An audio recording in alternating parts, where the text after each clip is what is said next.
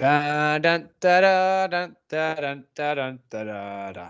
Da dun da da dun da dun da dun da da. Vernon and Max are making a project. You're listening to it. Thanks for tuning in. Vernon, if you were president, Oh my gosh. what exercise would you do to honor previous presidents in the past? Oh man. So I see what you're doing there, and I appreciate this soft toss there, Max. I guess I would have to pick Herbert Hoover. Continue. What do you mean by this? Such a thing? So earlier this week, I posted a video of some of my guys doing medicine ball, like a little round robin of throwing the ball up in the air, catching it, redirecting it, throwing it back overhead. I think it's a great idea because it gets rhythm, it gets extending in the hips, it teaches kids to kind of like absorb a mass into their body. Kind of, we get decelerating through the arms, putting force into the ground, reapplying it upwards. But honestly, I was stimulated from that because of volleyball medicine ball, which is, I mean, you log on social media, especially when it's nice out, and everyone's doing it. But I kind of, when I posted it, people started like typical on social media, like, well, where'd you get that from? That's from this guy, that's from this guy, that's from this guy. And it's odd how ideas come. So when I thought of throwing the medicine ball up overhead, it was purely just this is something cool, it's something fun, whatever, but there's actually an origination for it. So it got really popular when James Harrison for the Steelers did it and it went viral like years ago. So it was deemed as that's James Harrison's exercise. But a coach reached out to me and actually enlightened me because I had no idea of this. And very professional, and I'm so thankful he did. Matt Jennings, I think he's at Xavier, and he said that that was actually from Herbert Hoover, and it was prescribed by the White House physician Admiral Joel T. Boone, and it was invented because it quotation and in Herbert Hoover's memoirs, it required less skill than tennis and it was faster and more vigorous and therefore gave more exercise in a very short time. And then he wrote again that it was more strenuous than either boxing, wrestling, or football. And I just thought this was fascinating because how we give credit to things to people because they're more popular, whereas ideas, we may think things are novel, but oftentimes we're recreating things that have already existed for decades. Wow. But it just took me back because I was like, oh my God, that's so cool.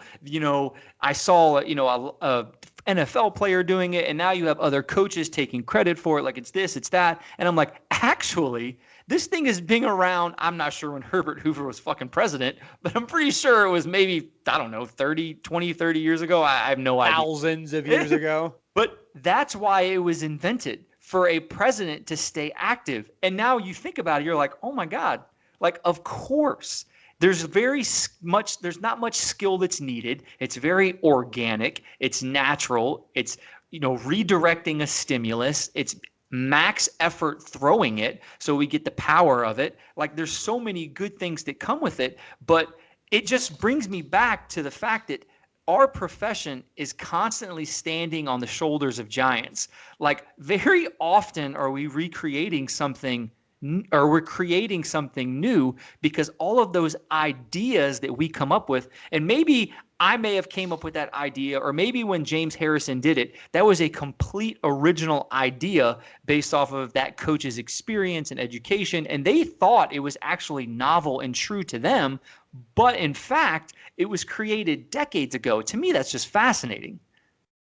Could you imagine either our current or one of the presidential candidates having to toss a med ball around out on the lawn? I also love the other options. There's more vigorous than wrestling or boxing. Two other endeavors presidents commonly partake in. Yes, the presidential boxing match. I forgot about that. Oh, but to me, it's so cool. And I'm not a history geek, but the way it was put to me was, knowing your past is the best way to predict your future. And the more we can educate ourselves on, what occurred in the past and, past experiences will allow us to, have better predictions and better setups for going forward. So if I was a religious figure, what exercise would I do? Ooh. The preacher curl. Fucking idiot. Commonly used by popes in the past.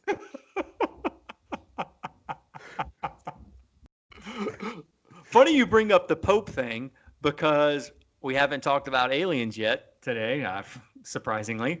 But that was one of the things that the guy I met said. He predicted every Pope, and he had the predictions of the popes that have not become Pope yet. I don't know what made me think of that, but I figured, since this is our podcast, we got to drop alien references. Well, speaking of aliens and going slightly off topic, I do want to give you a tantalizing little bit of information about Vernon's abduction. Oh, here we go. Now we didn't release this, and let me describe the setting. So the video that we're going to release at some point in time in the near future, if we get enough reviews, 50 plus reviews, 5-star reviews, likes, and some other things on the podcast, we'll release this video. The video is time recorded. So what happens is there's a video of Vernon, and he is apparently skateboarding, and the video cuts out. And this is a high-level, high-grade security system. And it cuts out and comes back in. And Vernon is getting up off his knees as if he had stumbled or something, and gets up to walk towards his skateboard, which is scootering away from him. And he's wobbly. And so at first glance, you look at it and you go, well, this clearly must be hit his head. But upon further analysis, you see he never rubs his head at any point in time. If you had just bonked your head on the ground, I'm assuming you'd reach for it. Maybe your neck, maybe the back of your noggin, maybe even rubbing your butt a little bit if you hit your butt too.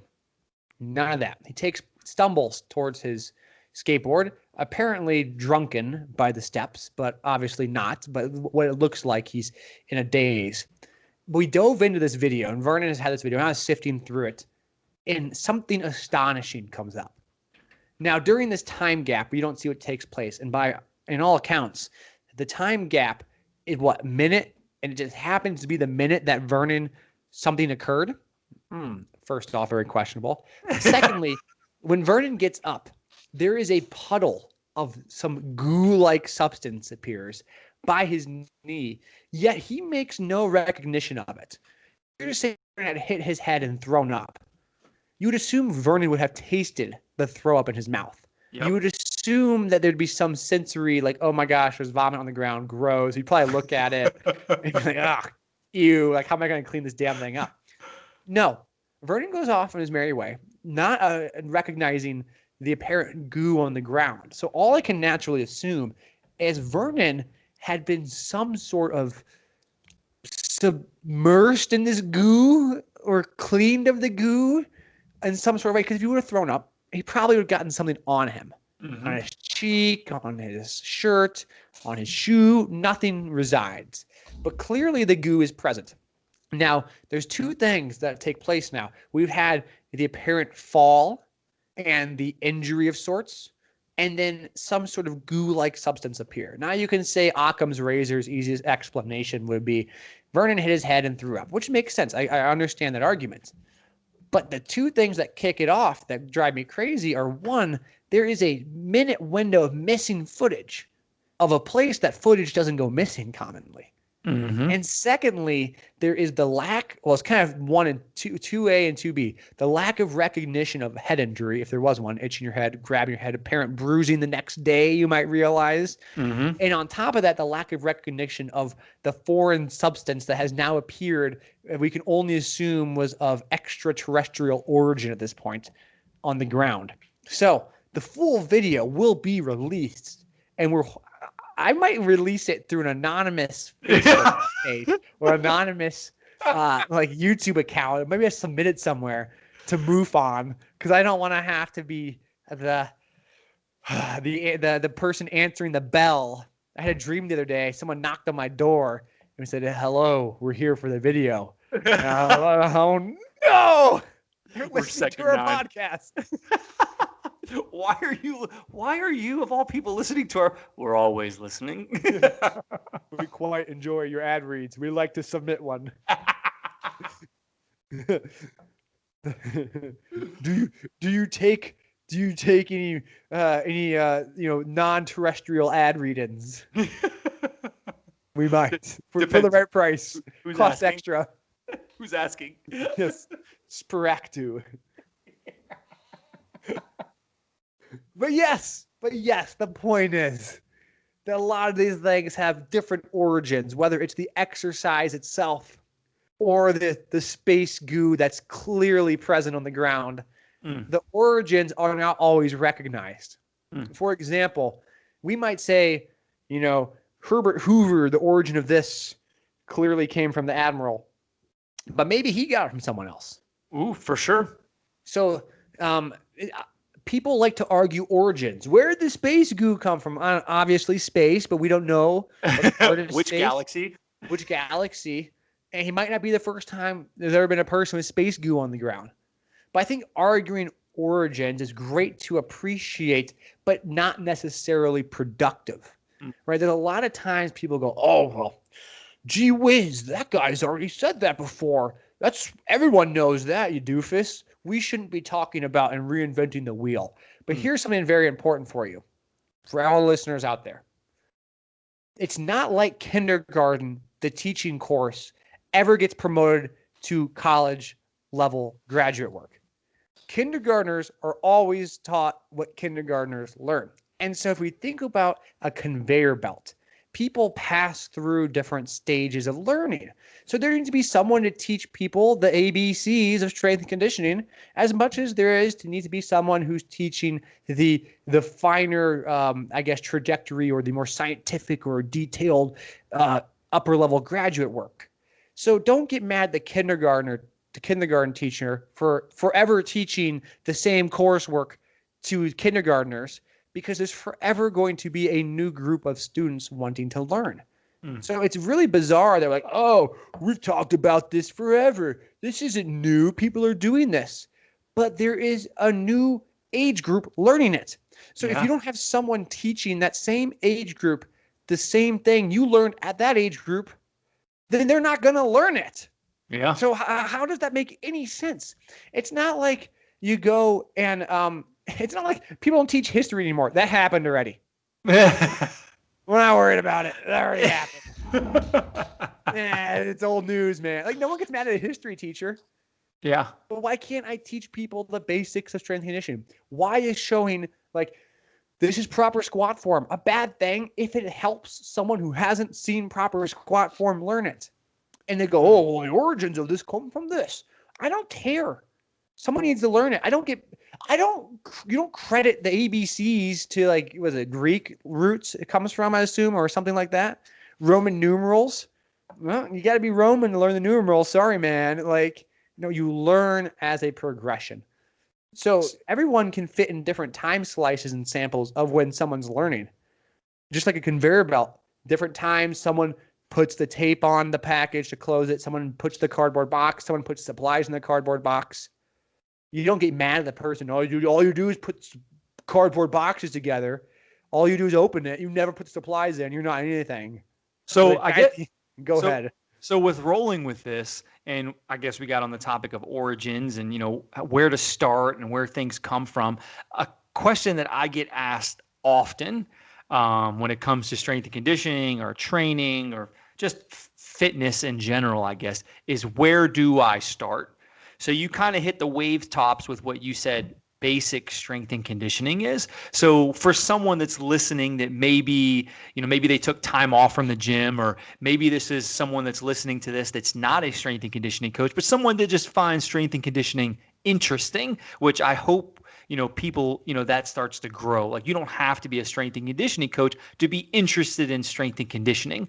I'm not a media person or an audio visual person, but I love like video content. I love making videos. To me, that's something like I think is cool. So if you were to give someone, I guess someone starting out, what would you make as an origin of strength and conditioning? Where would you start for someone that's starting out? Think about the question. I don't like to say, okay, get a better question. Where can I start? Start with what? What's you're currently starting to learn, right? If someone Okay. probably has an incentive. Well, where do I learn more about how to do resistance training? Okay, Okay. fine question. So the first thing you should do is narrow your question down to something actionable. Right? Okay. You don't say where can I learn about economics? You go, okay, how do I learn how trade works? How do Yeah. I learn? Right? You know, it's a big question. And then from there, you should have you probably have something interested in it. So you should start at the surface. Find a talk that's 3 minutes long. Hey, this is talking about common methods used in resistance training. Then from there, you might go, I like that talk, but I want a little bit more.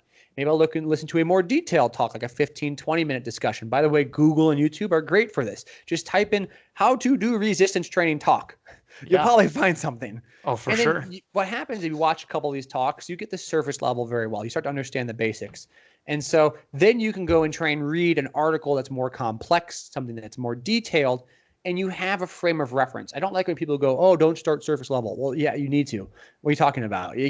You don't get to spell words till you learn the ABC. That's ridiculous. Yep. So learn the ABCs, get some basic formatting, and then we can move from there to go into more detail. So it's like, okay, cool. Now that I have um, some understanding and I've maybe answered part of my question, a new question may have formulated. And all of a sudden these questions start to come together. They're kind of like puzzle pieces. The more pieces you put together, assuming this puzzle's endless, the more open voids you have. And Mm. so you'll begin to propagate itself, but they're always building off the next. You're never just arbitrarily, I would like to learn about science. Like, oh, Yeah. okay.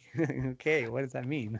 So, for those listening, Max is probably the best representation of his answer because I swear every day it's something new. Every day it's a new adventure. Every day it's digging a little bit deeper. And to me, if you're going to dig deeper, you have to start at the surface, like you said. And there's nothing wrong with that. It's almost like when young coaches are like, well, what book should I read? And it's always like, well, I need to read, this Verkoshansky book or Bernstein. I'm like, hey, for sure. That's a great book that you could probably take a lot of them, but you could probably take a lot as well from a basic strength and conditioning book from Dan John or Mm-hmm. from, just a basic foundational strength and conditioning book that'll allow you to kind of get the whole picture so that you can or a good glimpse of the whole picture. And then from there, you can zoom into specific topics that interest you.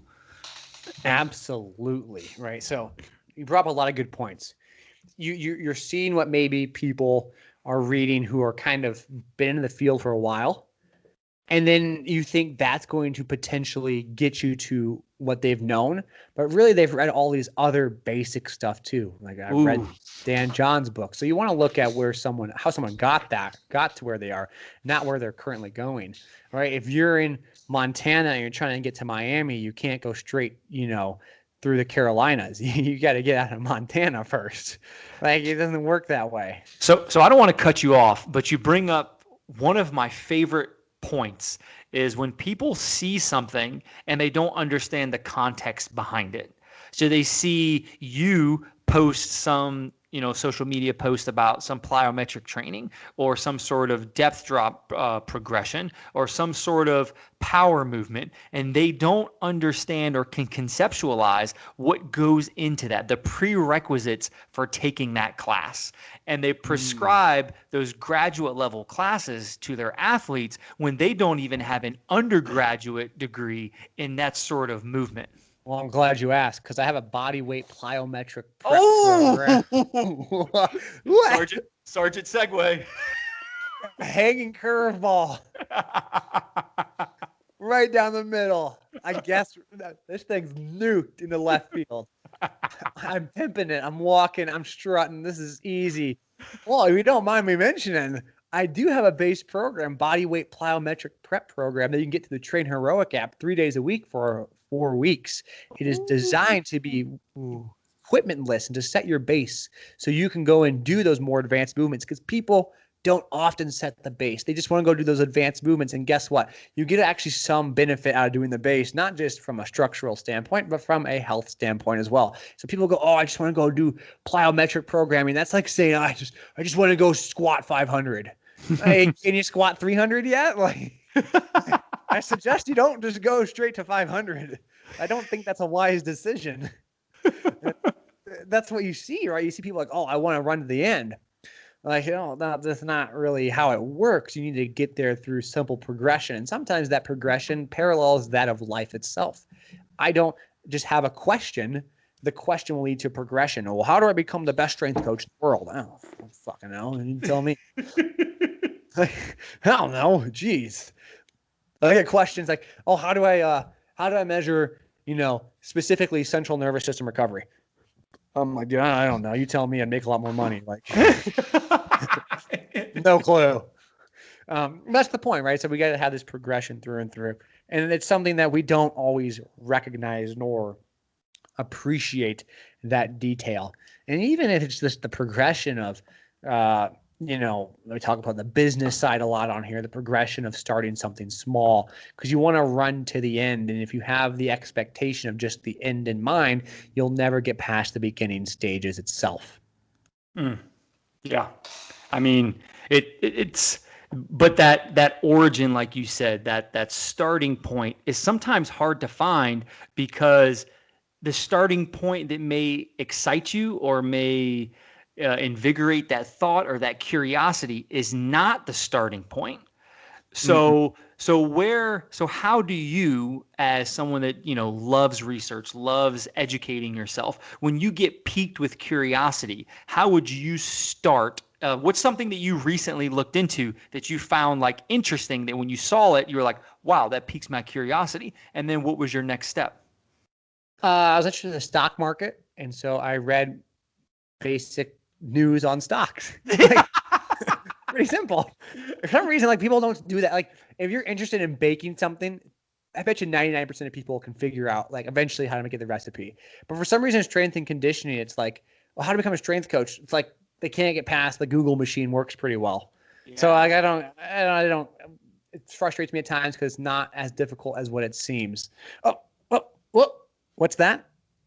Oh, yarg. Oh. Welcome to Paul's Pirate Party. Oh my God. Paul's Pirate Party. Are you looking for a party near you? I'm not sure why I'm reading this in a pirate voice, by the way. I like it. I like it. Are you looking for a party near you? We bring the party to you. We are Paul's Pirate Party practitioners. We come over and make your day better by throwing a pirate-themed party. Use discount code AHOY, me matey, to get 15% off or more any pirate party you'd like. Interested in Blackbeard? Yarg. We have him on discount here this week. Stop by Paul's Pirate Party, and Blackbeard can stop by and make a guest appearance, reading a 15 to 30-minute monologue. Oh, my God. 30-minute monologue of his endeavors. Ahoy. Be prepared to walk the plank. Paul's Pirate Party. God. I couldn't get the visual of Pete the Pirate from Dodgeball out of my head the second you started talking. Oh, are you looking for the poop deck discount? Yes, we will also clean your toiletries. Paul's Pirate Party, the poop deck discount where we clean up after ourselves. Okay. That's good. That's very responsible of them. I respect that. Oh my gosh. Vernon, do you have any more ad read-ins we'd like to get in here before we tee it off? I got none, my friend. I think you crushed it with our sponsors today. Thank you. I appreciate it. And we have one last one I would like to read in if Vernon doesn't have one. Nope, go for it. Arnold's Airline Airways. It is a new airline service. where you get to fly the ship, not us. That sounds very dangerous. Book Arnold's Airline Airways. Are you a novice at flying? No worries. We got your back here. Or should we say your wings? We'll provide you with a co-pilot to make sure you don't crash. Maybe. That's not very convincing. That sounds Arnold's very responsible. Airlines. Stop on by and try it out today. It's not even fucking relevant to our podcast, to be honest with you. Hey man, money is money. We're not turning down sponsors. Ain't no one here can afford a damn airplane. Speak for yourself. Oh, excuse I'm me. I'm an extreme couponer. I got lots of shampoo to sell. I don't know if you guys know or not, but I have a mobility program. Oh my God. I don't know if you guys have heard, but Vernon's got a mobility program out. God, you're so terrible. Vernon, can't believe this ad reads from you. Oh, stop by Train Heroic Marketplace today and pick up Vernon's new mobility program. Don't know where to find it? Not a problem. Go to the Marketplace search app and type in Vernon, and you'll find his mobility program. Normally only 4 weeks, but if you buy now, it'll be 6 weeks. The 6-week program. See what I did there, guys? Always 6 weeks. But actually, it's always 4 weeks. But if you always buy now, it'll be 6. Ooh, I like that logic. Normally $80, but now discounted at $29. Wow. Just use the code. Just click checkout. Yeah, use the code link in bio. Oh my God. Oh boy, oh boy, oh boy. Good Lord. Great stuff today, bro. Good talking to you. Enjoy it. Have fun, everybody. Enjoy your wonderful Wednesday. I'm assuming that's what it is when you're listening to this. It's not Wednesday here. It's not Wednesday. It is Wednesday tomorrow. I like that prediction. Yeah, enjoy your Wednesday. Yeah, you too. Ahoy. Later.